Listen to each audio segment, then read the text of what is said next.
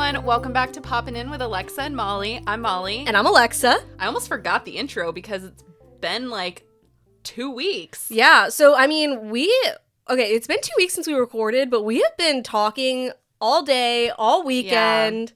We've been together a lot without you all, sadly. We have, and yeah, you guys just like weren't there. Yeah. But sometimes we can talk to each other just one-on-one. That happens occasionally. We'll allow it. But we did just... So our deep dive is a little different today. It was supposed to be something else, but we ended up having friend of the pod, should we say? I guess. Yeah. Ty on to talk about The Last of Us, but we ended up talking about it for so long that we're just going to do a diet pop on that, and now we've been doing a regular episode. So like, if for those who don't understand, like we've already been sitting here recording, but we're just splitting up the episode. We talked for an hour before we recorded, then we talked for an hour and a half. We've already killed a bottle of wine. Yes. And so you're in for an episode. Yeah. We have a lot to say, but not about The Last of Us. And if you want to hear that, that's going to be in a separate episode. Yeah. Got it? Got it. Okay. Good. That's what everyone been up to. We missed you. Okay. We missed you. Hey, y'all. So... Oh my God, I realized I emailed one of my favorite British podcasters. Which one? It's called Straight Up. And I realized that I was saying something. I emailed them and I used the term y'all, but they're British. And I'm like, oh, do they understand that? Are they going to think I'm a hillbilly? Like, I just want to, I feel like people, what am I saying right now? I'm drunk. I want to be like, by the way, like, I voted for Hillary. Like, you know what I mean? Like, I don't, I'm like, I just want you to know, like, y'all is just like, we're out here y'allin'. Virginia. Y'allin' it up. Virginia, people do still say y'all. One of my favorite things is all y'all. All y'all. All y'all. I get, like, kind of embarrassed saying y'all, actually, but I do say it a lot. I love it. All y'all. Anyways, not what we're here to talk about. What we're going to talk about is people who've never said the word y'all in their lives. The cast and characters of the new movie Mountainhead. God, that was a long-winded setup to our... I could see the look on your face where she was like, where is she going? Yeah.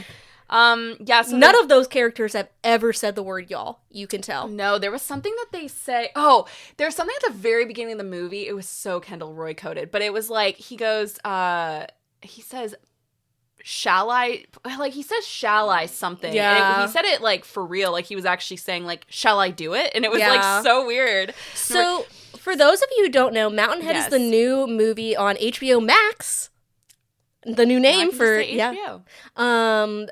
By Jesse Armstrong, the creator of Succession. And it basically is about these 4 tech moguls who are on, like, they call it poker night, but they basically are in a Utah massive $1 million mansion together, and they're all friends, and it's kind of as billionaires probably are, and it's like a commentary on AI and technology and like the people who control it, and it was. What did you think overall? So, okay, here's and this is what coming from 2 huge Succession fans. You guys have to know. Huge Succession fans. And let me tell you, I was so excited for this to come out because when I saw that it was like the zoom in, I don't know what the actual technical term for this is, so I'm sorry for all you like for film people. Is it the zoom in technique that they do on Succession where it's like they like zoom in? Oh, maybe. Do you know what I'm talking about? They do that in this movie, and I got so excited. So I was so excited for this movie to come out because I was like, this just feels like an extension of Succession. Same filter. You know that filter they used? It's the Nicholas same. Brittle did the music. He did the music. I came alive during this movie. Not because it was, like, I thought it was good. Mm-hmm. But it wasn't Succession level, but it was also a movie. So it's like, I almost felt like this should have been an anthology, or not an anthology. Yeah. It should have been like a limited series. What's interesting to me about it is I liked it for the same reasons I liked Succession, and I disliked it for the reasons I liked Succession because it was so similar to Succession. All the actors who were playing these characters, it felt like, I was like, well, they're forcing it. Like, they are taking the blueprint of Succession. I was, like, worried that that's what they were doing. Like, I could feel, I was like, Whereas in Succession, like all the actors who are playing those characters, they feel very lived in. Whereas the characters in this movie feel like they're like, oh, I'm in a Jesse Armstrong movie. But yeah, but I think some of that was like it was a movie, and I feel like we didn't get enough depth of these characters. Not that I think it did a good job of explaining who they were, but at the same time, like not enough, because it's only like, it's not even a 2-hour long movie. So I felt like it could have been I would have been happy if he was to be like, here's my new series. Yeah. And that was what it was about. Like, I'd have been like, great. And if they fleshed out the characters more. Because I think there was a lot of depth to be fleshed out in them. Definitely. But I also think, I was going to say, I felt like Kendall Roy or like Roman Roy could have walked in at any time, and it would have made sense. Because the thing is, it also would have made sense, like, in terms of the way they talked, also the way it's shot, the setting feels very Succession, and the music was almost, because it is like the same composer, is the same. So I think what's interesting about it is Jesse Armstrong, like, he had the idea for this, and he felt like it was just very important to like put this movie out for like obvious AI boom reasons. And I think it was, and this timeline might not be accurate, but it's something like this, where he like had the idea for it, like he pitched the idea in I want to say it was like November, and then he had to like write and start like producing and filming it within 9 weeks, which is an insanely quick production time. And the writing is so crazy. It was almost like a more complicated script than Succession, like just the stuff they were saying. Because so Matthew came in and was kind of like watching it while I was watching it. And he is like not a Succession fan. He's just never really, because he just kind of doesn't. He doesn't watch. I think if he actually watched it, he would appreciate it, but he sees it as kind of like, I just don't care what they're talking about. I'm like, that's not all they talk about, though. In this movie, it kind of was. Yeah. Like the finance, like just all the complicated business lingo. Because what they're saying literally does not, like, it's almost like they're speaking a different language. But it's like the same thing, I think, in Succession, where, like, they were talking about the business lingo. And it's so interesting because I think it's accurate to, like, how deals get done, where it's all very conceptual, and then suddenly they just, like, pull the trigger. Yes. You know? Like, they're just, like, not saying anything, but they're like, yeah. And then somehow it comes, which is kind of, like, similar if you think on a small scale. Like, when we work on projects at work, it's like, people are kind of talking the vague terms, and then like you go out and you do your thing and it gets done. Yeah, it's just like, and it's fun. And what I love about Succession, what I've always loved about Succession, is like you don't understand what they're saying, but you still get the gist. And it's somebody compared it. I thought this was genius because Succession is based on Shakespeare, but like it's almost like watching Shakespeare, where it's like you have no idea what they're saying really, but like you still get what's happening somehow. You pick up on the vibe. Yeah, and I think that there's something really like genius to that kind of writing. And so I was gonna say, like, Mountainhead is like that, except that is sort of the only dialogue. However, I will say I think I understood what they were talking about more in Mountainhead than I did in Succession, because I feel like they're talking about like AI business, of which like I feel like I know more about because it's so popular, whereas like in Succession they were talking about like almost like legalese business deals and stuff that I was just like, so I understood the AI, like I understood their two businesses, like the two, there's two rival characters, and we'll kind of get into that in a minute. But like, so I understood what they were talking about, and I understood the general conflict, but I didn't, like when they were saying the second half, I guess I would say, of the movie, where there's like, in the second act, there's like a big conflict that happens. I was like, wait, how did we get here? Like what, I like missed all this. Again, it's almost like you're like listening to like a foreign language or something. It's interesting. So it's 4 men, and it's just very like, you can tell how much they both think they rule the world, and then like also literally do. You know, like you hear them talking, like, and you think they're kind of like too big because they run all of these like tech companies. Yeah, and it's like, almost. I was gonna quickly say too. It felt like an extension of season 4 of Succession. Specifically because, again, like the filter, it just like looked like it. Also, I felt like it was very like, it was like it was almost like I felt like Jesse Armstrong wanted to build on more of like like Alexander Skarsgård's character.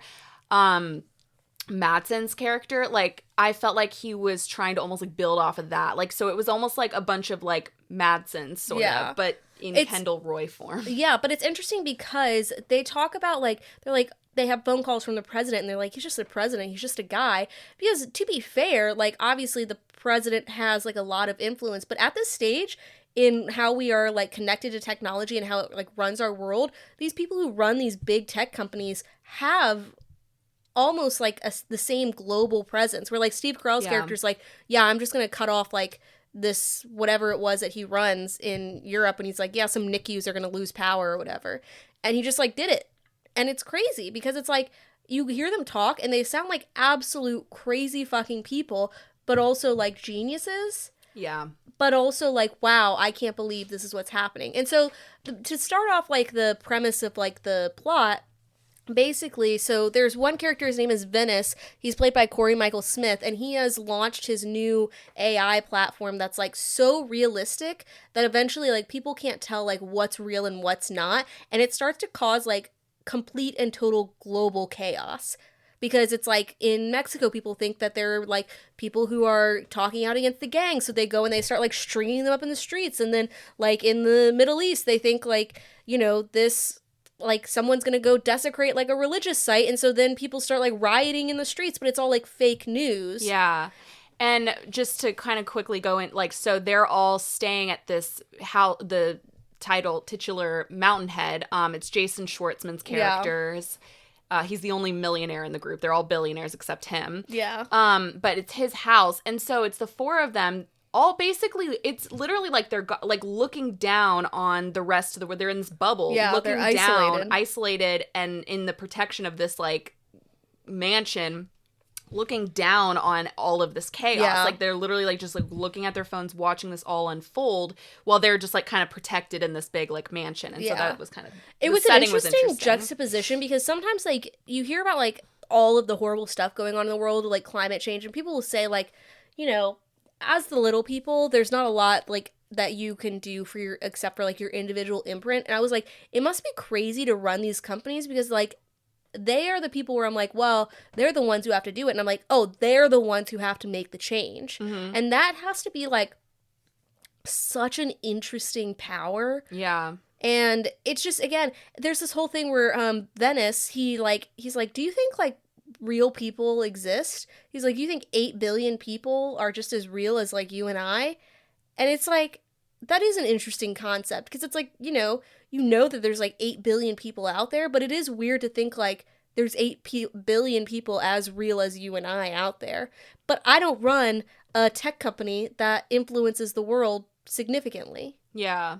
So if I have those thoughts, what does it matter? If he has them, people die. Right.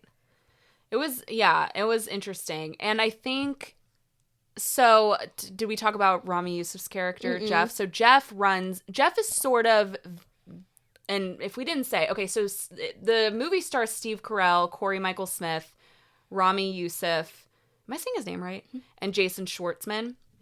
And so Rami plays Jeff, and Corey Michael Smith plays Venice. Yeah. Venice and Jeff are like, and again, they're all friends. They call themselves the Brewsters, I think. Yeah. But Venice and Jeff are now kind of rivals.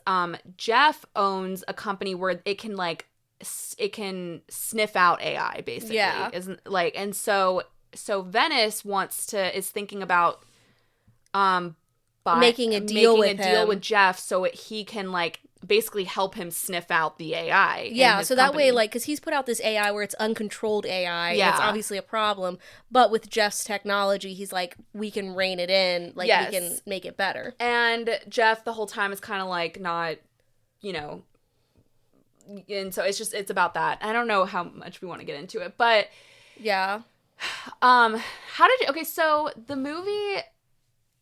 the movie was very interesting. So I do want to start out by saying, because I asked you this question. If you're a Succession fan, this will mean something to you. If you're not, sorry. But you should, what are you doing? Because you should watch Succession. Yeah, you should watch Succession. But I couldn't help but like compare the characters, because again, like I said, I felt like Kendall Roy could like walk into a scene. Like it felt like an extension of Succession, which I loved. Yeah. But I felt like, so I was trying to kind of compare the characters, and you actually made a good point that I hadn't thought of. But I definitely felt like Jason Schwartzman's character was Tom, because he's trying to be like he was like Tom and Greg combined to me. So to me, I didn't see Greg. I see Tom and Connor now. Interesting. I saw Greg because he's kind of like fumbling around. He's kind of like the poor person to them. And he's just like, oh, let me like make everything nice so you guys keep me around. But Tom is also sort of the poor person to them in Succession because he's not really, you know, he had to like, like he's sort of on the outs. On the outside, and he's trying to be like on their level. And that's how I saw Jason Schwartzman's character. Because he runs, it's really fun. Like they call him Soup Kitchen because he runs this like meditation app, and I guess it's like something to do with soup. No, they call him Soup Kitchen because he's the poorest of them.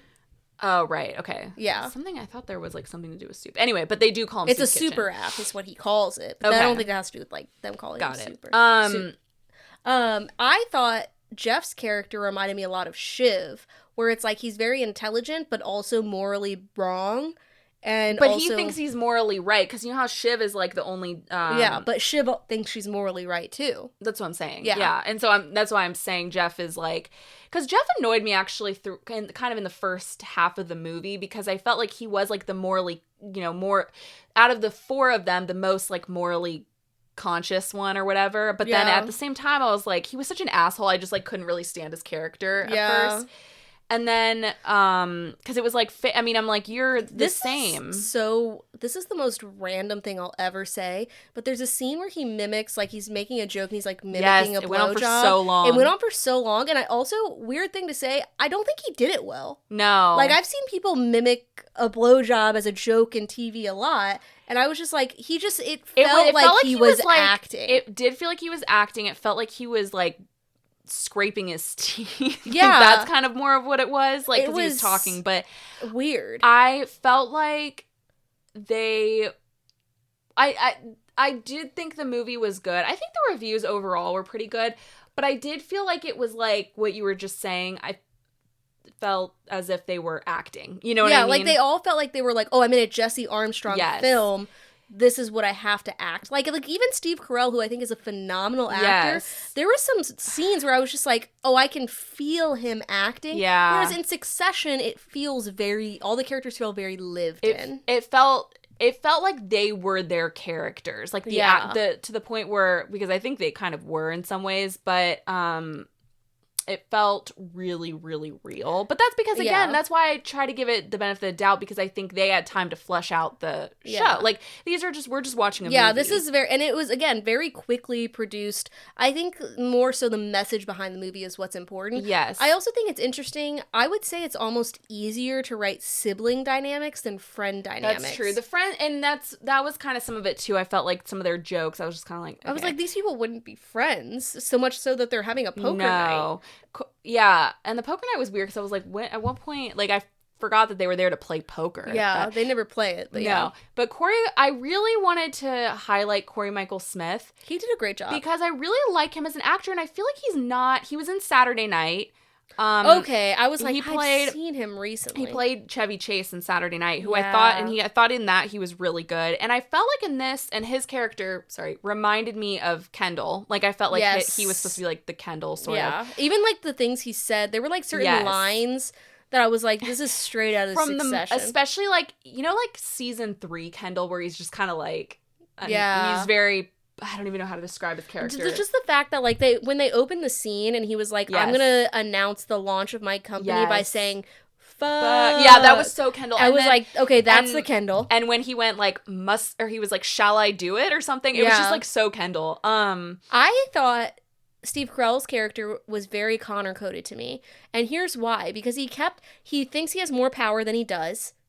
And he also kept being like, I read Kant, and I think that this is Hegelian whatever. And that feels very, like, Connor's, like, very, I'm educated and I'm older, and, like, but I'm also kind of a fuck-up, and I also don't realize that in myself. But here's why I disagree with that. So I think, they see Steve Carell as the patriarch. And they're trying, and I think, like, because he was clearly, they kind of established that he was the one who, like, inspired Jeff and Venice. And now they've surpassed him net worth. Like, that's a whole thing in the movie. But that was a strange, interesting scene. Yeah, it was weird. But they kind of acted like they call him, like, Papa Bear and stuff, like, whatever. And I felt like this is why I think Jason Schwartzman was more Connor, because he was just sort of in the background and he'd sometimes say things and he'd kind of like, and no one respected him really. Yeah. And that's how I saw, that's obviously who Connor is. And so I just feel like I saw Steve Carell, not really Logan. I don't even know who to compare him to. But like, maybe he's like a Logan Connor. Like he has that older presence, but he also has kind of like that I'm an educated doofus. Yeah. Feeling. Kind of. Yeah. But I also was going to say, I also loved, like, again, all of these men, like, they are very important men, but also there's a scene where they're, like, in the house and they think, like, bad things are happening. And he's like, do you think, like, someone could shoot us from here? And he's like, yeah, let's go downstairs. We don't want to get, like, shrapnel in our hamburger sliders or whatever. And I was just like, but Jeff's the one who's like, we're in the middle of nowhere, Utah. Do you think, like, it was like the cartel or something? You think they're just here? You think they're just gonna, like, find you in Utah? And I just think it's interesting because, I don't know, there's a lot of scenes that remind you, like, these are just people figuring it out. And then there's also a lot of scenes that remind you, like, oh, these are idiots with so much power. Yeah, definitely. And I think the scene where, so they go to the top of this mountain, and they all, like, open up their chests, and they write in lipstick their net worth. And one of them was, like, 500, or, like, it's, like, $60 billion. Yeah. And just that is so insane to conceptualize. The thing, here's why I kind of felt like the script was a little cringe, though, was because I was like, people at that level, I mean, I guess it's sort of new. I mean, maybe they're kind of new to it, but I was like, they're not. They're very new money-esque. I guess, and yeah, they are, but I was just. Coming from like, a no money bitch. No one would act. I don't think anyone at that level would act like that at that point. Do you know what I mean? But maybe that's part of, like, what brings their friendship together is they can act in those cringe ways. Oh, like, yeah, maybe that's they wouldn't true. Around other like, they're normal, people, but then when they get together, like, oh, look how rich we are. Yeah. How did you feel about the murder plot? Okay, so, again, huge spoilers for this movie. If please watch it. I thought it was good. But if you like Succession, you should watch it. You should watch it, yeah. If you have never seen Succession or you didn't like Succession, you won't like then this. you won't like this because Matthew, for example, is not a Succession person. He was like, I don't like this movie. But so I actually thought it was, so the first half of it, and I meant to like warn you about this because you said you and Chris were gonna watch it, or I forced you guys to watch it actually. But I meant to tell you guys, but then I went to sleep. I meant to tell you guys that I think the first half was a little boring. So just like warning, you have to get through that. And not boring, but just kind of slow. And it's a lot of like dialogue. It's, you know, exposition, whatever. But when it gets, the second half is wild. Like it does go to like a totally different place that I wasn't expecting. But they decide, and this is where I was like, I don't understand why they decided to do this. They decided that they were going to kill Jeff because Jeff would not sell his technology to Venice. But what would killing him do? So if they were able to kill him, they explain it where it's like, if they're able to kill him, they would be able to like make a deal to get his technology. Whereas like Jeff has such like a, I think, like bias against Venice that he's just like never gonna sell it to him. So it was like his board, they would maybe be able to convince the board or something. Yeah, I think so. So they plot to kill him and they are so stupid. They like can't, like, it's three men against one, and the way they're doing it is insane. It made me laugh so hard the first time they decide they're going to push him off the balcony, which probably would have been the way to do it. Yeah. Because they're all trying to do it. Again, this is their friend, so they're, like, not wanting to do it. They're wanting to do it in, like, a way that makes him look like he slipped or something. But this was what made me laugh, was they decide to, like, push him over the balcony, and so they finally get him to just, like, look over the balcony at something. And they all act like they're gonna go push him. They're like, 1, 2, 3. Yeah. They all like stop, and only Jason Schwartzman does it. And he just like kind of pushes him, but like obviously doesn't do it. Just like scares him. And it made me laugh so hard because it was just like there were a lot of funny moments. You know what else made me laugh? I'm not like that's explaining this. I was gonna say really quick though, like before the murder plot, when Venice's son, like he's holding his baby. Oh my god! Puts him on the ground. And that just, was like, I was literally I was laughing so hard. And he has the chess pieces out. Yes. And but like it was the angle like of them watching him from the window made me laugh so hard. And then but yeah, the murder scene, because so finally then like that didn't work. So then he goes to bed and they decide they're gonna like they're all trying to talk about how they should kill him. And they decide to smother him, and they take a bowling ball from the bowling alley, and Steve Carell just keeps dropping it on his stomach, and it doesn't do anything. Because it's probably like an 8-pound ball. Like, it's not like you're going to die. It was just like, and they couldn't do it, because they're obviously really not trying hard enough, because they don't want to kill him. Yeah, like, none of them want to kill them, so they try to make, like, the poorest person do it. But what I also think is interesting is, like, when they talk, they decide to kill Jeff, the way they talk about it is like a business deal. Yes. Where it seems very conceptual. He's like, yeah, like, what if we just, like, got rid of Jeff? And he's like, but I don't mean kill him. And then suddenly it's like, but we could kill him. Well, so when they say kill, like, again, I'm used to Succession, so I think they're talking about, like, kill him, like kill the, business, kill him. And then I think they are at sudden, first. Yeah, they're literally talking about murdering him. I think at first they're talking about, like, what if we, like, killed him, like, quote unquote, and then they're like, what if we killed him? And the way they're talking about, they're like, killing someone is kind of badass. Yeah. Like, and they're not thinking of, like, because they're so high up, they would have and they talk about would have gotten away with it. Yeah, they talk about all the ways they would get away with it. And it's so interesting because it's just, I think it was overall a good movie for this time. I think AI is actually, like, kind of terrifying in certain ways because it's so unregulated right now. And so I'm like, it doesn't feel that far-fetched. No. In terms of, like, the way it, like, the technology would be created. But I think it just needed to cook a little longer. I felt like this movie really teased me. I was like, oh, damn, I really just, like, want a Jesse Armstrong show now. And I just wish this had been a show. Here's my theory about people who have, like, a huge success. I think the thing they do right after that success is never that good, but the thing they do after that second thing is very good. Because there's so much pressure, again, as I always say, to, like, live up to that first thing that you did, that you have to have a little bit of a meh. And then you have something great again. Yeah, well, he was rushed, clearly, so... But it was still good. But I think he rushed himself. He was like, we have to get this out. Like, this is, like... This is what has to happen. Yeah. It's one of those things where it's, like, the script was so... Like, the writing is just... There's nothing like Jesse Armstrong writing. Yeah.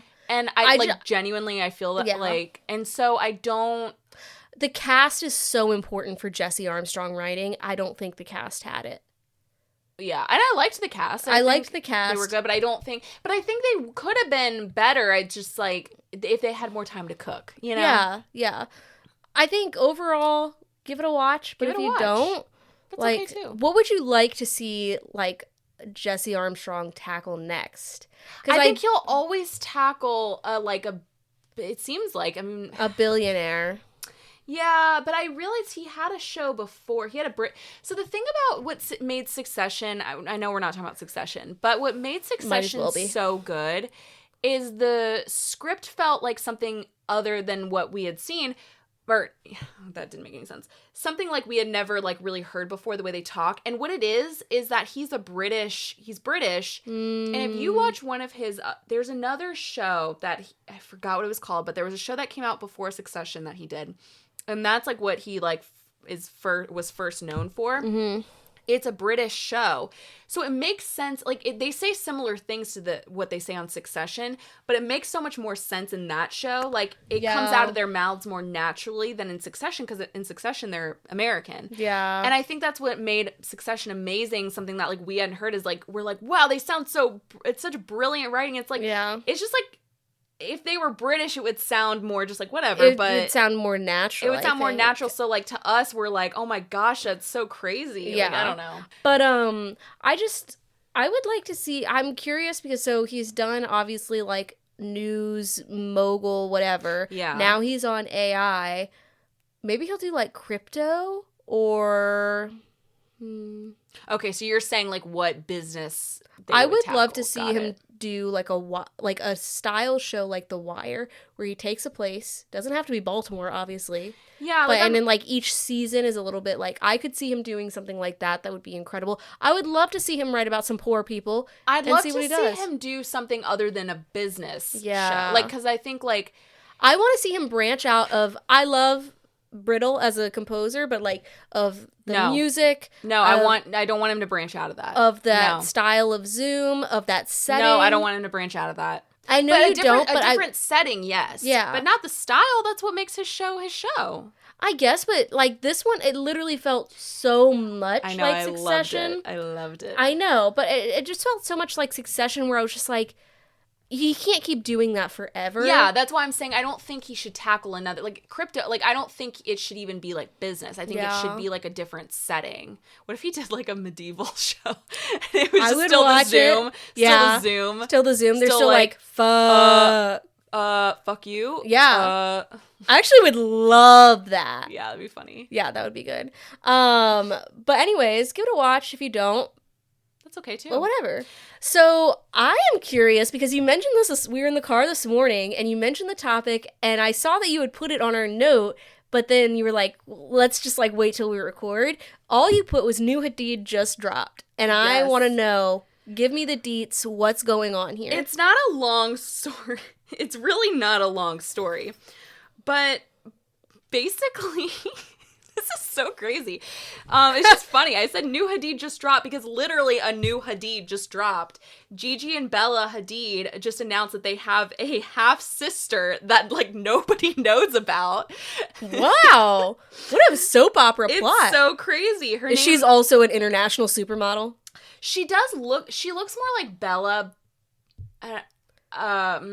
Pre or post I was going to say, I didn't want to be, like, offensive, but, like, she looks like Bella, like, okay, but Bella, I mean, I thought she was beautiful. It's like a very unique look. Like it's almost like I always think of them as like almost like ethereal looking. I never know if I'm pronouncing that word. Hot take. I think most famous people, when I see them, there's only a few exceptions, but like I thought they looked beautiful before like their plastic surgery, and they look beautiful now. But I just am like, I'm always just like, oh, okay, yeah. And yeah, exactly. I mean, it's just it is a different look, but whoever did, I will say, like, Bella looks, and she looked beautiful before, but like whoever did her like nose and like her face, like I was like, that's crazy because it's not shockingly different. It's just different. This is probably not a healthy question to ask, but if you were to get any like plastic surgery done, what would you do? You don't have to if you love the way I think you're beautiful, so you don't have to get anything done. I know exactly what I would do. I already know yours because you've said it before. I would get a but chin. I'm not going to answer it. Okay. I would get a chin lift. What if I like was wrong? I would get. I have I no don't jaw. think you should. I'm just saying like I should. But I also support people getting plastic surgery. I think if people want to like live your life. Yeah, I'd probably do my nose. I once got told that I have a chicken nugget nose. Oh, I remember you saying this. It really traumatized me. I'm like, things that people say to you when you're younger, it can really traumatize you. This guy in 7th grade told me I had vomit-colored eyes, and I'll never forget it. Oh, Matthew has a story like that. I'm not going to say the word, but you can put 2 and 2 together, but he has very dark brown eyes, and this girl said you have, I'm not going to say it, I hate the word, it's like, ew. But anyway, so, okay, back to the Hadid. new Hadid. So they have a new sister, they have a half-sister named Aiden Nix. Okay. And here's what I'm not quite clear on is whether they've known all along or if they've just found that out. And I should have done a little bit more research on that. This feels like that plot from The Crown. But, yeah, I know. That was a really sad plot. That was a really sad plot. You know what? I can't believe you never finished that show. Okay, can I tell you why? Genuinely? Yeah. That show depresses me like no other show has. And I don't know why. I don't know what it is about The Crown, but for some reason, whenever I watch it, I get so sad and depressed. And it's like, there's other shows that are more sad, but something about the tone of that show, I just am like, I'm always so sad by it. Yeah, all this stuff. Sad. I thought the Diana season was great, but like her... trigger warning, eating disorder was like, that made me really sad. And it was just like, and then the adopt or the like half sibling thing like made me very sad. It was just really depressing. I thought you were about to say like a spoiler warning for Princess Diana's death, and I was about to be like, I was gonna say everyone's aware. I was saying trigger warning. No, that's a good. It was very triggering. Like it really bothered me. But I said like a spoiler. I was like spoiler about like her death, and then I was like, it's Princess Diana. Everyone knows. Yeah. So. Okay, so actually 2 years ago they discovered that they have a half-sister. So they've been holding this for 2 years. 2 years. So they have... Okay, Drake. So basically, this was I'm going to read their announcement. They literally announced it as if they had a baby. That's crazy. Yeah. So they said, over 20 years ago, our dad, while single, had a brief relationship that led to a pregnancy. I like how they said while single. Like they had to put that out. Which makes me think... maybe not. So it was a joint statement from Gigi and Bella. Okay. And they revealed that their dad had a relationship with a woman named Terry Hatfield Dole, following his 2000 divorce from Yolanda. So he was single. Okay. But Aiden was born and raised in Florida, growing up with a man she lovingly knew as her father until his sudden passing when she was 19. And then following that loss, the Hadids detailed that she's 23 years old now, Aiden. Okay. She decided to take a genetic test out of curiosity, and the results led her to discover a biological connection to the Hadids. Yeah. She's an Orlando native. I'm just curious what she's like, you know? Yeah, I'm curious too. Probably very different. Also, imagine you like do a bio test and you're just like, I'm related to a majorly famous family. You know what? I just love in this selfie. Oh, this yeah. is where you she can does tell look they're like, related. Especially She's Bella. beautiful. She looks like Bella. Her eyes. She looks like beautiful. She'd grow up in a small town where everyone tells her, like, you should model. Do you know what I mean? Yeah. But in this selfie, it's just funny. She's holding a vape. Like, she's that's funny. Like, it's just funny. It reminds me of, do you know Liv Tyler? Yes. She found out later that she was related to him. Yeah, it was like after, I think. Yeah, Steven Tyler. Yeah, I can't remember if it was after, before. It must have been before she starred in Lord of the Rings. But yeah, she didn't always know. It wasn't until she was an adult that she was Steven Tyler's daughter. Which is crazy because look at those mouths. That's an inherited trait. But imagine just being like... Oh, I'm Steven Tyler. Yeah. That's so crazy. It's crazy. And then for them to both be famous, that's what's like wild. Yeah, like separate of each other. Like she's a Nepo baby, but not really. But like a mistake, like an accidental Nepo baby. Yeah. And so this like new Hadid, she worked part-time as a teen delivering pizzas. Hadid. Do you think you'd be pissed? She worked part-time as a teen delivering pizzas for Domino's. Meanwhile, like Gigi and Bella were modeling as teens and making money that way. Do you think you'd be really pissed to find out? No, because I think it's the best of both worlds. Because imagine, again, I always say this, I'm like, people who are really rich and famous really young get really messed up. But you become rich and famous at a ripe age, a little bit older, you've had, like, you can understand, I think, the world better. You've delivered pizzas. You've done these things. And now you get to be part of an extremely wealthy family? Hell yeah. So, and the thing about her, actually... She's a character builder. And that's what I love. She didn't just work at Domino's. She actually did go into, like, design, and she worked for, like, people. So she kind of has, like... She's not, like, a total, like... Yeah. I don't know what I'm trying to say here, but she's... she just had a normal teen job. Well, but then she did do, like, she was an assistant for a New York City-based stylist and worked, so it looks like she lived in New York as well. That's crazy, so she kind of went into fashion. She's a School of Design grad. She collected her bachelor's in integrated design. Did they say if their dad knew she existed? That I'm not sure. That I would be curious to know. Is their dad alive? Hold on, I'm thinking, because, okay, David Foster is their stepdad. Okay. He just, so I don't think he's, so the Foster guy is not their dad, the music producer. He's not their biological dad. Yeah. This guy is, and he's the reason for their half-sister. Okay. Anyway, what's her name again? I don't know if he knows. Aiden Nix. Oh, yes. So... Yeah, it's crazy. I just thought that was such a crazy thing that they just dropped. This was literally like 2 days ago. I think about this happening to you. Imagine if you found out you had a sibling. I know. What would you do? I mean, I don't know. Like, if I were little, I'd be pissed because I'd be like, you're not taking my stuff from me. But now I'm like, I think I'd be like, oh, let's meet. I don't know. Let's meet. Yeah. Yeah. Boundaries, but let's meet. Yeah. These are my parents? Yeah. So I think it's just interesting. I just was like, wow, that's the craziest thing that they found out they have a half-sister. But 2 years ago. That makes me wonder if, like, their friends knew, you know, like the people in their circle. Probably. Is it Gigi that's dating a hot cowboy? Or Bella? No, Gigi's dating Bradley Cooper. Oh, yeah. So then it must be Bella, I think, who moved to Texas and she's dating a really hot cowboy. Is Bella... So Bella was actually on Yellowstone. Oh, yeah. And she played... Taylor Sheridan's character's girlfriend, I think. Remember she dated The Weeknd? She did. They are not dating anymore. Yeah, this is her. So. She's dating Aiden.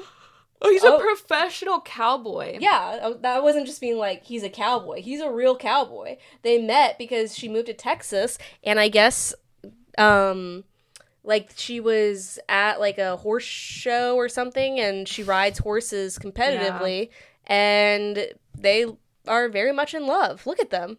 She's gorgeous. She's so beautiful. And I'm happy for her.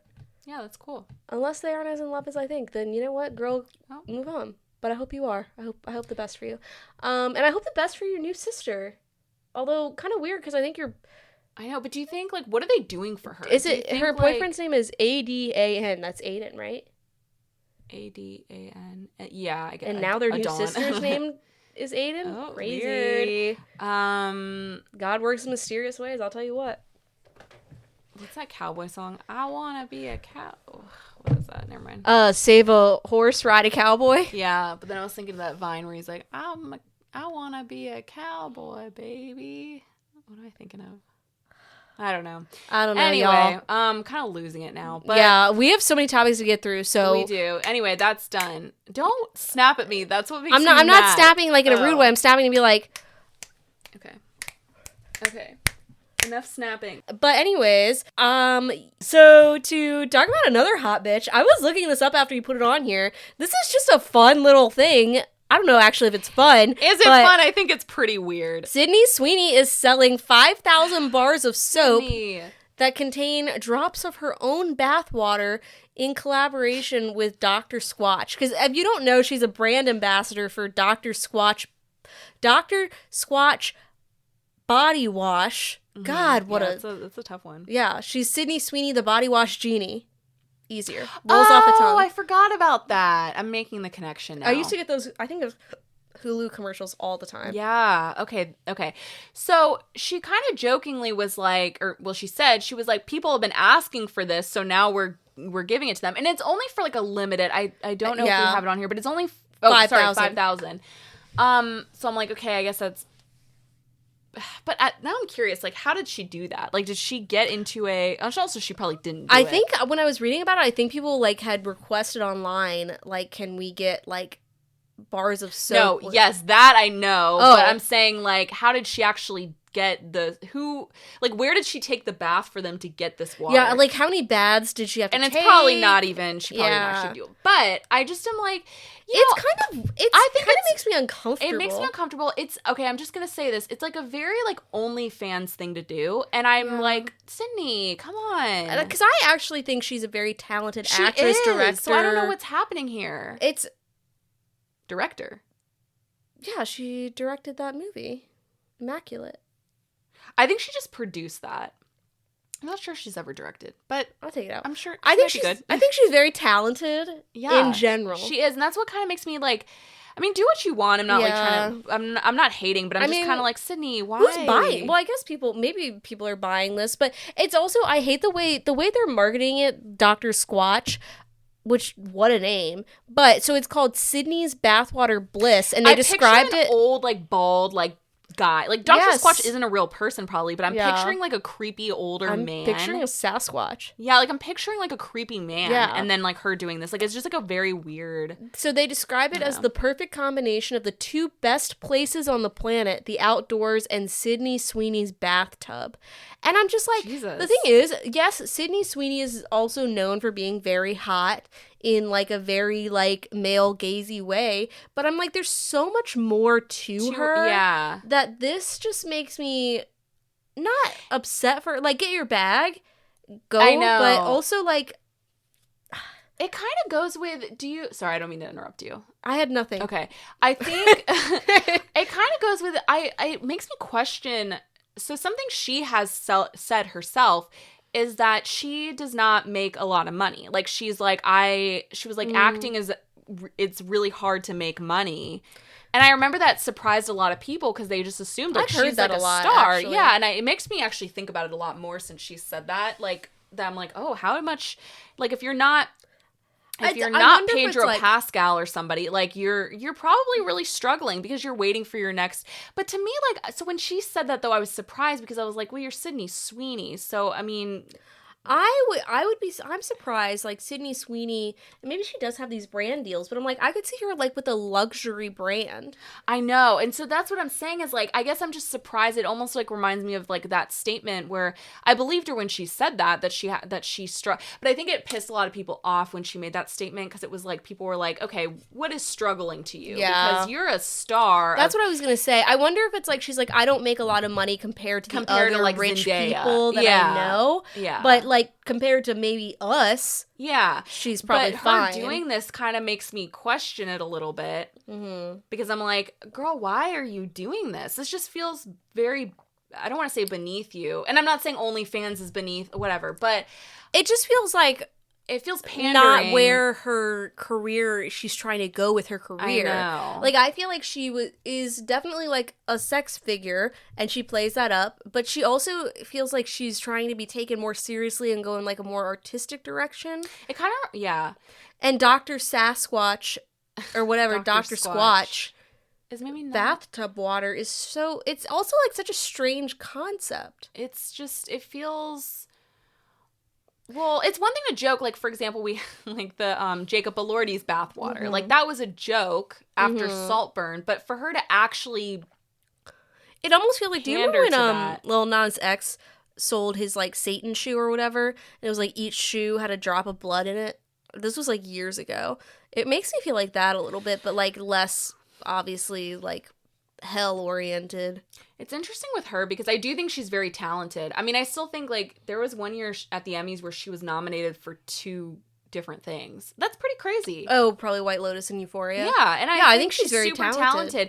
But then, like, she'll but really quick, sorry. I was gonna say, like, because I've been trying to say this, but, like, she it reminds me, like, when she was on SNL, they did a sketch about her being a Hooters girl, and, like, it was clearly just, like, it wasn't even, like, a funny sketch, and it was just for her to be, like, wearing the Hooters uniform. Yeah. And I was like, that feels like we're going backwards a little bit, because I think she is, like, obviously very hot, but then it's, like, the thing is she's very talented, so it's just, like, it reminds me almost, I think there's, like, a sexism thing to it where I think she wants to be taken seriously as an artist, but also it reminds me of, like, when Pamela Anderson would talk about, like, when she was coming up and she wanted to be, like, an actress, and it was hard for people to get, like, take her seriously because she was so hot. Right. And it's, like, I think it's such it's such a complicated world to navigate as, like, a hot bitch. Yeah. From my experience. But, like, like, it's probably really hard because... Yes, you can make a lot of money off of being hot, but you want to make a lot of money also off of being like, I'm a serious actress and I have, like, I'm intelligent and I have these things and I'm also really hot. But then people, I think it's like, again, not to bring it back to Succession, but it reminds me of that line when Shiv is talking at the funeral and she's like, my dad had a hard time, like, conceptualizing a whole woman inside of his head. Yeah. And I feel like the world is like that. Yeah. Where it's like a woman can be more things at once, and so that it just feels like this is going back, like it's going backwards. And I don't blame her. I blame our culture. You know. I'm not gonna say I blame her. I mean, you do what you want, but I would say I just am surprised. I guess like I'm just kind of surprised. Oh, okay. Yeah. But it's interesting. It's interesting. Yeah. I love Sydney Sweeney, and I do too. What do you think is going on with her and Glenn Powell? I'm very confused by it all. I don't think there's anything going on. I think they are. I don't know. I don't like all the, like, I don't know if it's publicity or if people are just genuinely that nosy and we're just getting. But she went to a wedding with him. No, she didn't go with him. She's friends with, I think it was like his sister's friend or something. It was his sister's wedding, and so she was there, like, as a guest, like she had been invited or something. She was his guest. No, I don't think so, because people thought that too, and I heard that and I looked it up, I think. But anyways, speaking of people who aren't as rich as you think they are, good transition. Thank you. I fumbled it there a little bit, but anyways, stick with me. I finished that new show on Apple TV called Your Friends and Neighbors, starring John Hamm. And I will say, I know you started and you were like, I just can't get into it. I honestly didn't think I would either. It does take like an episode or two to get into it, but it's a really good show. Like, even like Chris was doing the thing where I like had it on and he was like in the background, like quote unquote working or whatever, and he'd be like, what are they doing? What's going on? By the way, can I cut in really quick? That's my new tactic with Matthew, and it's a great way to, he has now watched like 3 shows that I've like watched that he gets into. Which 3? What did he? So Under the Banner of Heaven, which he ended up really loving to the point I could like, see that for him. Because he does this thing. He'll be in the room while I'm watching something because he does not like to be told to get into something. Like same. Chris is the same. Yeah. Yeah, and so we can't like watch. We can never really start like a new show together. And then, but now, I mean, we have, but like it's really hard to get him to do that. My next stop is Succession because I think if I watched it in front of him, he could have. Anyway, but Under the Banner of Heaven was one where he was just like, he was fully watching it by the end, and he's suggesting it to people. Yeah. And then we also watched a show recently called The Good Lord Bird, which... Oh, I love that show. You watched it? Girl, I've seen everything. Alexa, no one has seen this show. I wanted to get Chris to watch it. It was so good. It's so good. So you know what I had to do? So did I ever tell you that I was I love you're like, you watched it? And I'm like, yes. No, I've never heard anyone talk about it. Matthew was telling Chris about it. It came out like years ago. Well, like 2020. And I bet Chris is like, well, I've never heard of that. I think. But I've been telling him for 6 years. This is how I knew Matthew was into it, because I heard Matthew willingly telling Chris about it. Like, I wasn't part of the conversation. And I was like, love that? I was like, because I heard him saying, I could see it being like a play or something. I don't know. But it was a book. Yeah. Yeah. But I was going to say, the show is on Showtime. It's a Showtime show. I watched the first 2 episodes, and then all of a sudden it was just taken off Showtime. It's nowhere to be found. So I just recently, I was like, I want to watch this show. It's because I'm like really obsessed with Wyatt Russell right now, and he's like in 3 episodes. But he is, randomly. But I bought it on Fandango, so I watch it on Fandango. But I was watching it, show, and Matthew was watching it with me. People don't talk about it enough. No, it's so good. I think when it first came out, people were talking about it sort of, but then also it was kind of like COVID era, so like other things were happening. But Ethan Hawke is so good in it. Yeah, maybe I should rewatch it. You should. But I do love those moments when you hear them talking about a show that you introduced them to. And I'm like, oh, he likes it. And that's the hard part when they won't watch, where I'm like, this is for your own good. I know. I'm like, you would like Succession. Chris loved Succession. I showed him that show. He loved The Good Place. I showed him that show. Yeah. There's like so many shows where I'm like, you're fucking welcome. The White Lotus. Yeah. You're welcome. Anyways, back to your friends and neighbors. Okay, sorry. Continue. So basically, I wrote down, so if you don't know, the premise is, it's an Apple TV Plus show where John Hamm plays a New York City money man who starts thieving from his neighbors to keep up appearances after he loses his high-paying job. That's not like a spoiler. It happens in like the first episode. It already got renewed for a second season before the first one even dropped.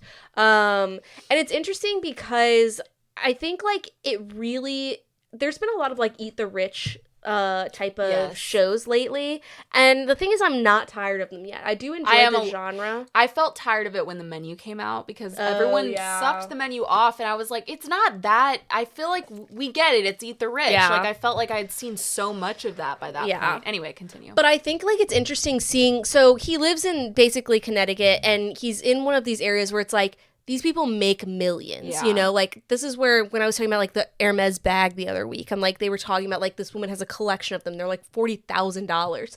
And the thing is, I think I see in a lot of these shows that I find interesting, and I don't know how wholly accurate it is because I don't make millions, but where they're just like, look at these wealthy people, look at how unhappy they are. Like, we envy their wealth, but they actually are very, like, poor in terms of, like, disposition. Yeah.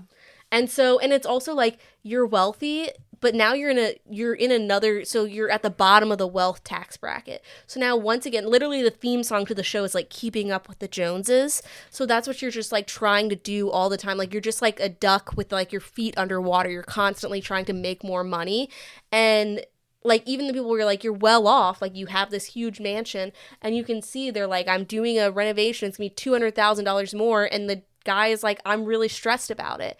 But there's a line that in the show that I think is I think the writing is very good in this show. And I think like in the beginning, it's very slow. Like, the first 2 episodes, you're kind of like, whatever, but they build out the side characters very well. And there's this one where it's, like, his financial manager, and he's talking about, like, him and his wife, and he basically says, he's talking about, like, all the stuff that they buy. He's like, my wife spends too much. I spend too much. We're all spending too much. And he's like, when did our lives become so empty that we just had to fill it with stuff? And I was like, that is such an interesting, I think, take on both, like, the super wealthy and just general everyday lives. Like, where people are just like, I have Amazon packages coming to my house every day. Why? Because I have to, like, find some sort of joy in my life. I think Jon Hamm does a good job. I could not see him in, I know he's played other roles, but it is hard to, like, he has to play, like, a wealthy, like, leadership role. So the thing with Jon Hamm, it's interesting because you mentioned, like, he's like a nice guy in this show, and that was, like, interesting. That was, like, kind of weird to see because he either plays, like, a charming kind of, like, arrogant guy, like in Mad Men, or who's obviously, it's more than that, but you know what I mean, which he kind of on surface. But I was gonna say, or he plays, I've never really seen him play just, like, a nice guy. He either plays kind of a dick, a charming, like, whatever guy, successful guy, or a detective. He always plays a detective or some kind of, like, cop type character in almost everything he's in. He's actually, until we watched Confess Fletch. Yes, I actually really like that movie. I love that movie, but until then I had never seen him play a lead role in something. Yeah.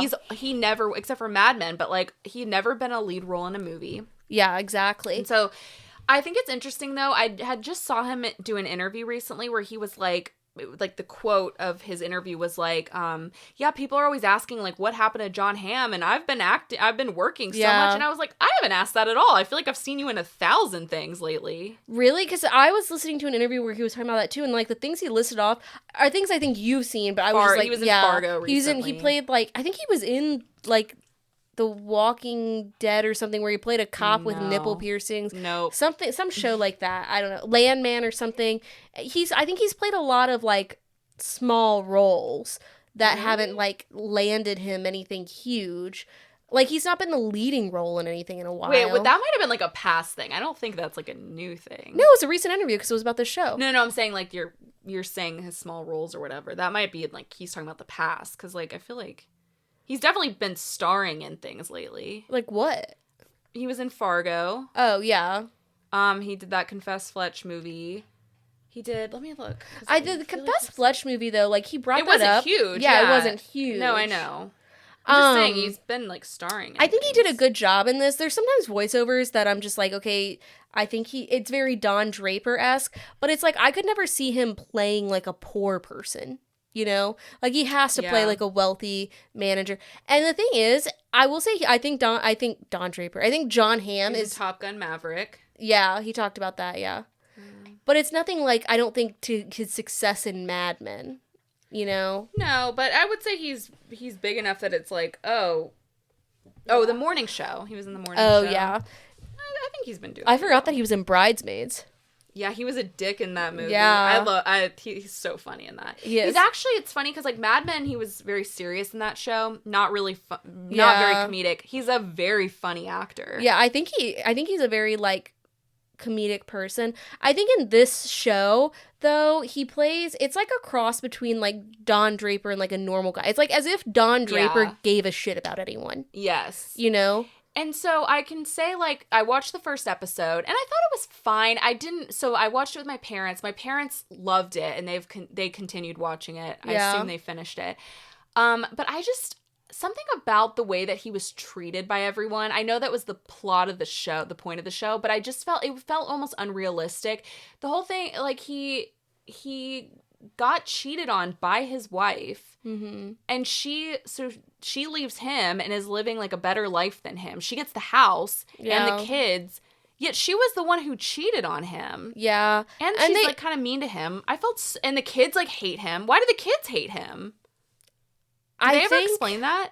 Because, yeah, they do. I don't want to spoil it for you. I'm not going to watch it. I think they basically hate him because they think, like, he didn't fight for them. And they talk about, like, the reason she cheated on him was because, like, he was never around. He never, like, paid attention to them. Like, and she's like, you know, I do feel bad for what I did. But also, like, you never, like, I've been spending, like, a decade trying to get you to pay attention to me. And so I think, like, that plays into it. I think they'll probably get more into it in the second season, but it's interesting to see that, like, relationship develop and his relationship with other people. I think, like, the thing is, it's like he's a guy on top of the world who, like, falls on his ass. Yeah. And I think it's interesting because I think it wakes him up in certain ways. I think there was something else I was going to say. Sorry. They must explain more of it in the later episodes. They do. And the first one, you feel like he's just getting so screwed over. I literally was like, I don't think I'm going to continue this show. And then I got sick and I had nothing else to do. So I did. And I was like, this is actually really good. And I'm excited for the next season. Yeah. So, like, if you get sick or, like, you just have nothing to do, I would say give it a watch. It's definitely, like, worth it. I was going to say, I think, like, Jon Hamm is interesting because he is, like, a funny guy. But when he smiles, something's, like, off there to me. Yeah, he's like one of those people who's a better mouth smiler, closed mouth smiler than a teeth smiler. Yeah. I also didn't know that him and Paul Rudd are very good friends. Like, they knew each other pre-fame because he dated Paul Rudd's, like, high school girlfriend's friend or something like that. One of them was telling a story where there was, like, Thanksgiving or something. They were, like, all together. That's how they met, yeah. I listened to Amy Poehler's podcast, and that's how I knew that. But I think it's very good. I think it has, like, I don't know if it says anything new about, like, rich people, but I like the idea. There's this whole thing where he starts thieving from his rich neighbors, and he'll literally steal, like, a Patek watch or whatever, the ones that are, like, $200,000. I'm saying it wrong. I'm obviously not buying them. But he's like, and they're not going to miss it. Yeah, that's how wealthy these people are. And I think it's very interesting to think about that, where it's like, I'm sitting here trying to buy, like, you know, drugs for my dog, but, like, some people have, like, 4 Hermes bags, and it's just, like, that kind of wealth discrepancy is really interesting. Yeah. And, like, the Keeping Up with the Joneses, like, you have a lot of money, but yet you still always feel like you don't have enough. Which I just remembered Jon Hamm was in a movie called Keeping Up with the Joneses. Yeah, he talked about that, yeah. Even, like, the intro felt very Mad Men-esque. It's, like, kind of like a slowed down where, like, things are, like, falling around him or whatever. It was interesting. Yeah. But, speaking of Keeping Up with the Joneses, though, you know who I want to talk about? Keeping Up with Kris Jenner. You had every opportunity to say Keeping Up with the Kardashians. I know, but I didn't want, because we're not talking. We're keeping up with Kris Jenner and that new ass face. So here's something that I wanted to say about it that no one is saying. So just for context, Kris Jenner revealed her new face in the video. There was just, like, a video of her walking into a building and somebody caught her. It was at Kim's trial in Paris. Okay, it was in Paris because I remember, her for face, when Kim got robbed. And I mean, we can explain, just look it up, but her face is completely, it's so young looking. Yes, the thing is, it's not even completely different. It looks like her. She looks younger than me. You know what? But here's what. And she's 69. She's 69, and if you look at side by sides, I mean, it's like she clearly got work done, whatever. Yeah. And I don't think she's denying that. I think she's probably her work was done by Dr. Stephen Levine. Yeah. And it has to be the same doctor that worked on Kylie because she looks like Kylie. Yeah. Well, people are saying it's the same doctor who did Lindsay Lohan and Anne Hathaway, which makes sense because their, like, face changes are also wildly incredible. Lindsay, yes. But it's funny because no one's mentioning this, but Kris and Kylie now look identical. Like when everyone keeps saying her and Kim. No, but it's not. It's Kylie because like when they first showed Kris, I literally thought it was Kylie. Yeah. Which they look alike anyway because they're mother and daughter. But she looks incredible. You know how Kylie like looks different now? Like she got like work done, right? Because it's just something about, I don't know what it was. Her and Guy Fieri, Timothy Chalamet at the Knicks games were making me upset. Why is he? I love Timothy. I love Timothy Chalamet, and I was just like, why is he dressed like that? What's going on? Yeah, she's got like I don't know really what is different, but it's like the jaw is different, like just something's different. Yeah. Kris's work looks exactly like Kylie's. Yeah. But yes, the Timothy and Kylie at the Knicks game there was one where it was like she's like she actually just posted something on her story they went to Indianapolis for the game. and he somehow got this girl to go to Indianapolis. She posted a photo of her suitcase, and you can see Nick's lingerie in there. Meanwhile, I mean, I'm like, this man is like, I don't think anyone's had a better run than this guy. Like, just like his whole trajectory has been so wild. Yeah, why is he dressing like that now? I don't know. I don't really get it. But he's literally sitting there courtside. He cares about this game. Like, he really does. Yeah. Kylie is all over him. Yeah. Like, trying to kind of, it looks like almost like it's just what it looks like, that she's like desperate for him, and he's just kind of like, you know, hand to the face, like, hey, like, yeah. Because I think he just cares about the game. He's just there for the game, but it's become like a huge publicity thing. They kind of like do that all in public all the time. Like, she's very all over him, and he's kind of like, meh. And they're courtside at every game now, so it's become like a huge publicity thing. But anyway, the Kris Jenner thing is wild, though. It is crazy, like, how good she looks. But also, like, I was reading some think pieces about it where it's just, like, now, like, the Kardashians are known for kind of, like, raising this standard of what do you call it? Not unacceptable, where you can't, unachievable. Unachievable beauty goals. Yeah, like unachievable beauty goals or standards. And it's interesting because it's like, you're 69 and you look like you're 25, and maybe part of that is because, like, we're all maybe jealous that we can't afford a facelift like that. But also it's like, why can't, like, the question is also, like, why can't we let women age? And I think there was an interesting... Because I thought Kris was beautiful, like, before. And I think sometimes... Sorry to interrupt you, but I think sometimes it's like, at what point, to me, it just looks ridiculous. Yeah, and I think there was this, I was reading this article from Marie Claire, and I pulled this quote where they say, so yes, Kris Jenner looks great, but maybe the more interesting question is not what she's had done, but why we still expect women, especially famous ones, to look untouched by time, and more urgently, what it costs us to keep playing along. But I'm not, I feel like I'm not playing along. I feel like I'm saying, yeah, or well, they probably mean like by also doing it. But here's the thing: no one had been talking about Kris Jenner really until she got this facelift, and I think it is very much like older women in Hollywood just kind of fade into the background. And I'm telling you, have to look it up for because that's why we're talking about it. It's that drastic, it's that crazy looking, because she looks good. But the problem is, it's like, we already know what she looked like, so that's what to me is just like, I can't take it seriously. I feel like if I were Corey Gamble, like, I wouldn't be able to take it seriously. I'd be like, what the fuck? Like, you look like a different human. Also, I've only seen photos. I haven't seen her talking, and that's what I'm curious about, because, like, have you? Yeah, no, that's gonna be weird. Because, like, Lindsay Lohan, I'm sorry, but I, like, can't see her in a film because I'm like, your face isn't moving. Yeah. And, like, there are certain actresses where it's like, that looks really great in a photo, but I mean, she's not an actress, so it doesn't matter. But I'm like, I'm curious, like, how her face holds up in, like, a natural, like, setting. It's gotta be the same doctor. It's giving the Kylie's. substance. It looks just like her. Yes, maybe she has, like, a person. Wouldn't that be crazy? So crazy. She's got a Margaret Qualley in her back. Yeah. Wow.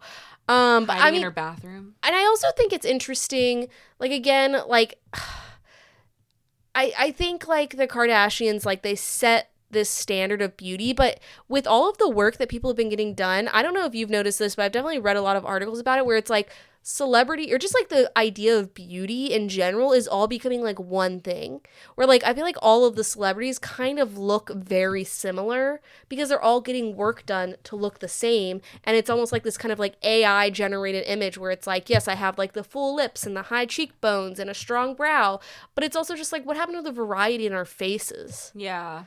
And that's kind of like when you look at, like, I love the videos where people do, like, a compilation of people from, like, the 90s or, like, the 80s where they're doing interviews. And it's just like, yeah, everyone looks, like, very different in their faces. Whereas, like, now I feel like I see a lot of celebrities where I'm just like, okay, they're like, you just copy and pasted the same, like, cosmetic surgery. It's just creating, like, this weird, I don't know, like, just a weird effect on, like, you're just seeing the same face over and over, the same aesthetic. And it was, again, like, this look, to talk about Kris again, like, it was so drastic that it's like, there's no way they can't acknowledge it. So when the new season of the Kardashian comes out, I'm curious if it's gonna, like, touch on that. Yeah. If she's gonna have it for that. Like, it's just interesting. It is interesting.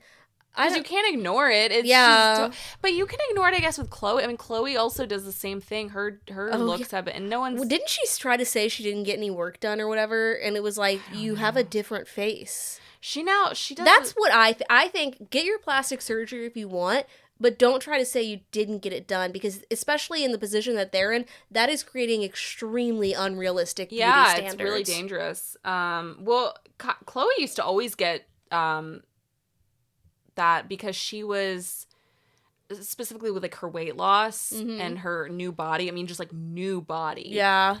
She tried to say it was like, you know, just from all the working out shit, and she would have a show about it. It was just like, you are taking like, or no, sorry, she would try to sell these like supplements, which are like dangerous. And it was like, that's not how you're doing it. You know what I think about like once a day now? You know, so Khloe Kardashian came out with protein popcorn, and someone made like a tweet, and they're like, protein this, protein that, like, take me behind the protein shed and shoot me with the protein gun. Yeah. And I was just like, There's a video of her going through Target where she with a microphone, and it's a whole camera. It's not just like a one camera or an iPhone. It's like a literal whole camera crew. It looks ridiculous. She's running through Target trying to talk to people, and it's like the most awkward video because like, she's really not like, I mean, she's funny on the Kardashians, but like alone, she's not like particularly entertaining. So it's just like super awkward. She's running through the store trying to talk to people about the popcorn, but like no one cares. They're like shopping at Target, and so everybody's just like, probably people don't recognize her either. They're just like, who are you? Like, again, I also think if you saw like a Kardashian in real life, you'd be like, are you an alien? Just because of like, that's all the work they've had. I know. That's what I was trying to say about Khloe is like, I think everybody was kind of like, literally no one was like excited to talk to her. They were all just kind of like, what is this? Yeah. Also, like, hot question. Do you think the Kardashians are losing their influence? Because I do. Oh, absolutely. And maybe that's why they've been like trademarking all of their kids' like names and stuff, because I think they need a new generation to like keep up with the trends and like whatever. Yeah. But also, if I were them, I would be like, well, I made my bag, I'm good to go. I mean, I don't think people watch their show. No, I haven't heard anyone talk about, like, it's all old compilation clips. Yeah. The only, like, people like their, like, the lip kit stuff, I never hear of anyone buying anymore. People do like Skims. I got Skims, and I will say it was good, but I don't know if it was expensive. Think Kim and Kylie are truly the only two whose business ventures took off. And even Kylie's, I mean, I don't think, like you just said, I don't think Kylie's lip kits are selling anymore. No. I don't think her other stuff is. So, but Skims is doing very well. Yeah. Because Skims is something like, I think Kylie's lip kits, it was just like the quality wasn't there. It was really just like the name of Kylie. Yeah. And whereas like Skims is like, it's not like a chemical product, you know? It's like either this is holding you up or it's not. It's just frustrating because it's like, it just does feel like their Hulu show is just all like, just product placement for all their little, it's like, you know, in the next season it'll just be the popcorn everywhere. I miss like the old Kardashians where it was just them at, what's it called? Poosh? No. What was that? At Dash. Dash, but they had a little, it was like a clothing. Yeah, it was called Dash. But I was trying to say they had a children's clothing store called something like that. It was like, it started with a P. It was like Poosh, but not whatever. Yeah. Smooch or something. Yeah, that's what it was. And yes, I miss their drama. Yeah. They don't really have drama anymore. They don't have like real drama. I feel like it's just like kind of Kourtney and Kim, but I was watching this video and it was just like, this is the most privileged video ever, where Kylie like goes up to Kim, she's like, do you want to see my new car? And Kim's like, yeah. And so they go out and she's like, yeah, so this is my new like fucking whatever kind of super expensive car. She's like, I have like a pink interior and they can only do like one shade of pink. And Kim's like, it's very Pepto, but like in a good way. It is the inside of her car, yeah. And it's like in her line of cars where it's just like, it's just not. And the thing is, they're not funny enough for it to be entertaining. Like they're all too self-conscious now, I think. I think so, I love the freedom of the beginning seasons where they're like, yeah, whatever, we're just going to do this thing. Yeah, and the drama, it's just like, there was like drama and some of them scripted storylines, but they didn't really care. Now it's literally just, it's almost like, the thing is now it's a docuseries. So it's more about their work and their lives, and it's more meta. They're acknowledging. Yeah. Like, they're breaking the fourth wall all the time. So it's just not interesting because it's like no one cares. Yeah. Like, I don't know. But anyway. I think Kylie Jenner had such a beautiful face before, like, all of the, like, lip stuff. I'm like... She looks like Timothy. Like, Timothy looks like he's a 21-year-old with, like, a cougar. Yeah. And the thing is, I think she might be younger than him. That's the crazy thing. Yeah. Because she's younger than me, and Timothy Chalamet, I think, is your age. Yeah. That is to say, I feel kind of like we are sitting here talking about their looks a lot. Yeah. But they put it out there. That's what their whole brand is. Yeah, no, I agree. Which I think about this a lot. I'm like, I know people would love to be like, get paid for being beautiful, but I'm also like, it seems awful because then you have to do an entire facelift at 69, and if it doesn't look good, then you're screwed. Then you have to like, you know what I mean? Where it's just like, looks fade. But if you're 69, it's like, that's what you're expected to look like. Yeah. Like, I thought Kris Jenner actually, like, I've always thought Kris Jenner's great beautiful. For 69. Yeah, she looked really good. So, it's just like, you have to keep up with the unrealistic standards that you're setting for yourself and everyone else. Mm-hmm. But speaking of unrealistic standards. Speaking of something else sweeping the nation. Speaking of a facelift. Lilo and Stitch. A new Lilo and Stitch. Yeah. That's good. Okay, I get it now. Thank you. I could see the thought. I could see the wheels turning. So, this stupid... Oh my God. Why is it making you so angry? Why not? Because I'll say it. That live action Stitch is cute as hell. Did you see it? No. You always say the same thing, that he's cute as hell, but you never actually see the movie. I thought I was going to go see it, but then I was like, No, don't. Don't give them more money. Okay. I'm just kidding. I hate the live action in general on principle. And so the reason this makes me mad is because I think the original Lilo and Stitch is my favorite Disney movie. As a kid, like, it is such a good, beautiful movie. Mm. The whole, just the art, oh my gosh, when they're surfing. Have you seen this side-by-side comparison of the surfing scene in the original animated movie and then the surfing scene in this new movie? It is, like, devoid of color. I'm going to be honest, I've seen nothing about this new movie except for the animated Stitch. Everybody else look it up, sorry. But I'm going to show Alexa. It is the ugliest thing I've ever seen. Ugh, the new one, you idiots. Okay, look at that. Okay, I'm going to do a reveal. Okay. So that's the first one. Beautiful artwork. Uh-huh. Blue, Hawaii. It just shows the colorfulness of Hawaii and the waters. That's the new version. What is that? To be fair, it does look like a real ocean. It's not... Okay, Hawaii's water is beautiful. That looks like Virginia Beach ocean. Yes, it does, and I'm right. And that's ugly. Okay. Anyway, and I just think, okay, so the whole movie is very, like, have you heard about what actually happens in the movie? No, I know nothing about it except for what that little Stitch looks like. He's cute. Stitch! He's cute. Sorry. I just don't understand the point. Like, I don't understand the point of any of these live actions. No, I don't either. And Stitch looks he doesn't look as cute as the original, but also he looks the same. So it's just like, what is the point of all this? They really changed a lot. Which again, I'm not here to be like, whatever, make your movie. What do I care? Yeah. But at the same time, I just think it's all soulless. They changed a lot, but the one that got me, this was crazy. So, in the original movie, the whole, like, Ohana means family. Yeah. Family means nobody gets left behind. I used that as a board in my, when I was an RA in college, yeah. And then someone drew a dick on it. So, they drew a dick on every board I did. I literally did one on, like, Indigenous Peoples Day, and people just drew penises all over it. It's really disrespectful. Yeah. So that's, like, the whole thing of the first one, because the idea is that, like, their parents died and Nani has to take care of Lilo. Yeah. In the new one, Nani, at the very end, spoiler for the new Lilo and Stitch. Spoiler! This is crazy. At the end, Nani, I guess the whole thing of the movie is that she wants to go to college, but she couldn't because she was taking care of Lilo. What if she went to college with, Belinda's son from the White Lotus? University of Hawaii.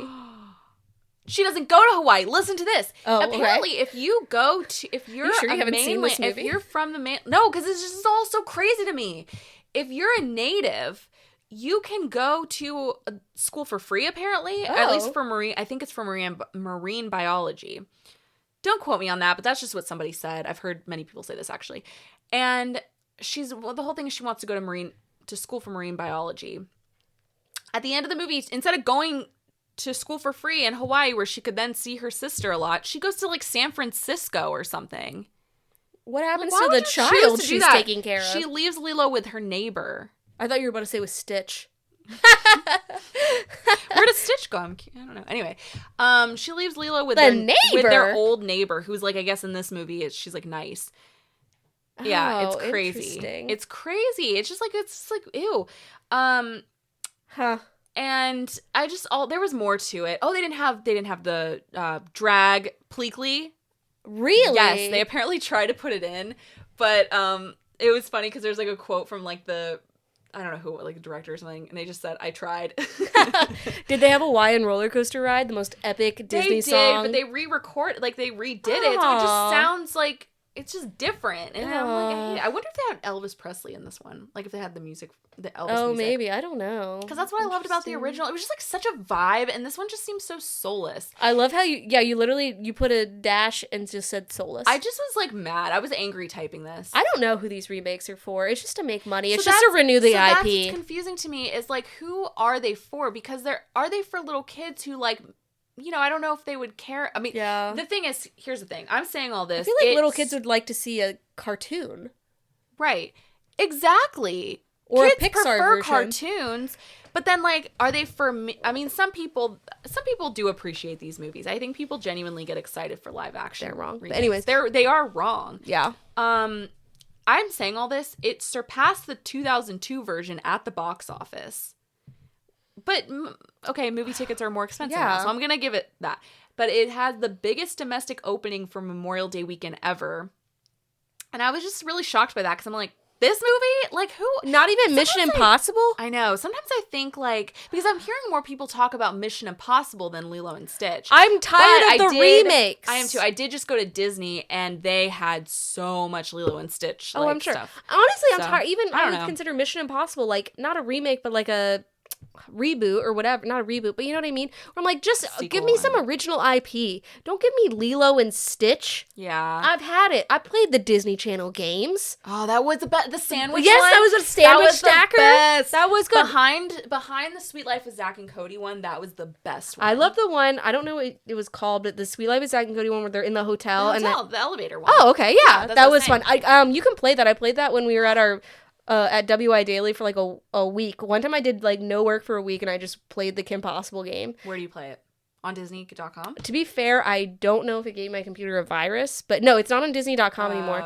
It was on like a Disney.com. Everybody wants to play that. It was actually really fun and difficult. That's why it took me a whole week to win the Kim Possible game. Also, to clarify, I worked really hard. I had a breakdown. But anyways. Wait, I'm curious. You gotta send me that address. But if it's it has been 5 years plus. I'm curious. So I'll have to find it again. But that's good to know. I feel like Matthew will want to play those games. I'll get him to find it. Yeah. So these were all just my opinions. Yeah. And I may be, sorry if I'm getting the college thing wrong. I may have gotten some of that wrong. But that's from what I've understood, that is what happens at the end. And I think it's crazy. That is crazy. That's what happened to Ohana. What happened to family? And then she wants to say... Your friends and neighbors. That's what they did. She had... Oh, God. Oh, well. Anyway. Yeah. So, to wrap it up, we've been doing, for the first of the month, our upcoming joys, things that are coming out that we are excited about. Well, one of these, so it's called Jane Austen Wrecked My Life. It technically came out May 23rd, but it's not, like, available for streaming yet. Did you write that? It's about a woman who wants to write a book, and so she ends up going to, like, a Jane Austen writing seminar with Jane Austen's, like, great grandson, and obviously, like, there's, like, some romance involved, and it seems really good. I'm very excited about it. Is it, where is it on? What is it? I think it's going to come on Apple TV when it's available for streaming. It's in select theaters now. Oh, got it. And it's, like, partially in French. So I'm very excited.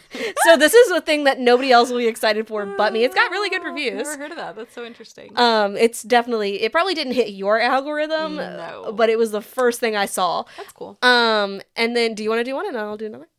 I don't have as many as you. Okay. But I am very excited for The Materialists. Oh, when does that come out? It is in June. I can't. Okay, now I gotta look at the date. It comes out on, I feel like all I see is stuff about The Materialists. Now I don't even know the name or the number. June 13th. June 13th. Okay. That'll be good. It's the one, for those who don't know, it's the one with Dakota Johnson, Pedro Pascal, and Chris Evans. And it's like, basically like the new Challengers. Okay. So hot. Like, I'm so excited for it. I'm excited for it too. We'll be seeing it. And we'll let you guys know. My next one is The Buccaneers, which is also on Apple TV. If you're a Bridgerton fan and you're not watching The Buccaneers, you need to. It's based on the Edith Wharton novel. And it is basically like these American, like rich, like new money Americans in the late 1800s, early 1900s who go to England to find husbands who have like titles like lords and other titles. I can't think of any right now. I am so excited for it. Christina Hendricks is going to be in she's in season 1, but there's a big name that they dropped that's going to be in season 2. I've never heard of this. It is one of my favorite shows. Like, again, if you like period piece, but also not like serious period piece, I loved this show. The book I read was kind of boring, but I loved it. I thought it was great. What's it on again? Apple TV. Okay. Everything's Apple. All right. Yeah. Okay. Do you have any others?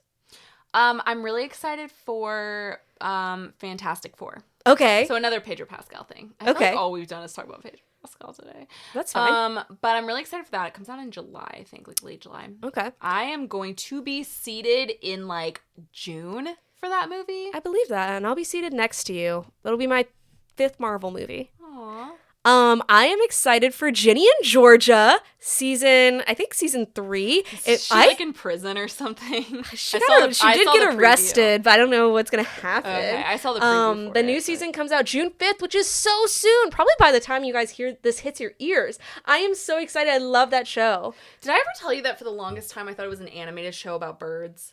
Why? Because there was a show, God, what was it? It was like an animated show about... I'm so stupid. Tuca and Birdie is what I thought. Oh my God. This whole time I know that show. That's funny. So whenever people talked about Ginny and Georgia like being a like kind of it's like a comedy drama, like a deeply emotional. Yeah, this whole time I thought it was. You're picturing two birds. Actually, the first time I ever heard about Ginny and Georgia was they made a Taylor Swift joke. Yeah, that's a big people thing. Like kind of attacked it. It was a very throwaway joke too. I know, but it was like a small show, and this like poor small show just got annihilated by all these people, and the whole time I was picturing birds telling this joke.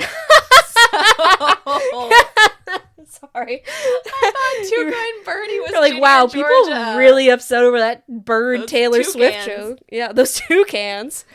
The next one I'm going to say for the both of us is the new season of The Bear drops on June 25th. So I am excited. I'm going to watch it, but I was just telling friend of the pod, Eric, that I am not like particularly excited about it because like I didn't really like the last season that much. I considered the last season a growing season.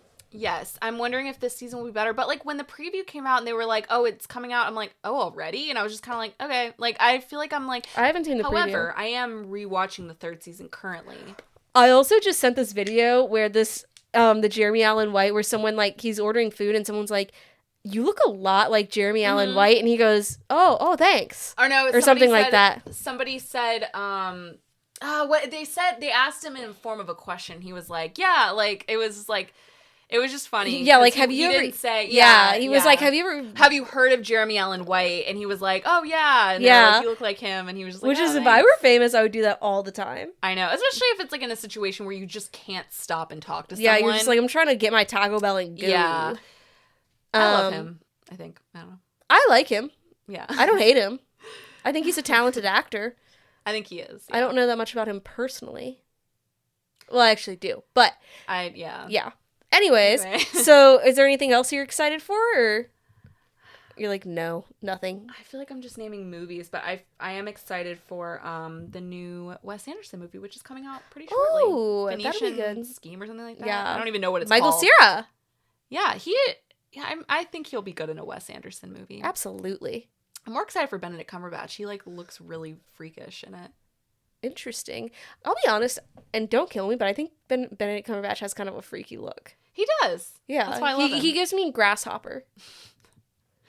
But in like a handsome way. Who I was just thinking about the other day. He has aged. I still think like he's like Kris a very Jenner. attractive man. But he has like really like all of a sudden I thought like he was like in his 30s and now this man is like 50. Like I'm just like, what happened? Literally, I think he's almost 50. But I'm just like, wow, he really. I feel like he's always been 40. to me at heart.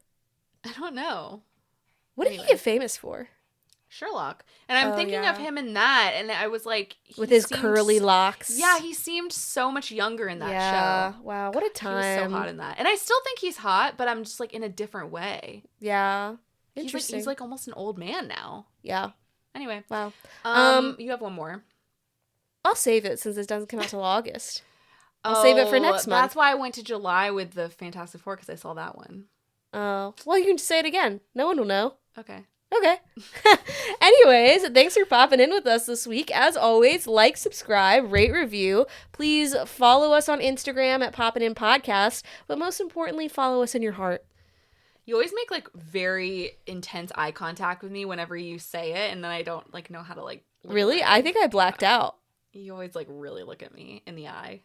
Who else are you going to look at? We're doing this together. I'm like, I can see you looking around, and I don't stop. It's making me anxious, actually. We gotta stop. Anyways, if you want me to stop making eye contact with Molly, like us and follow us, and leave a review. They get it. We've been talking for hours. I need to eat. Yeah, me too. Yeah. So we'll see you next time, you guys. All right, love you. Bye. Bye.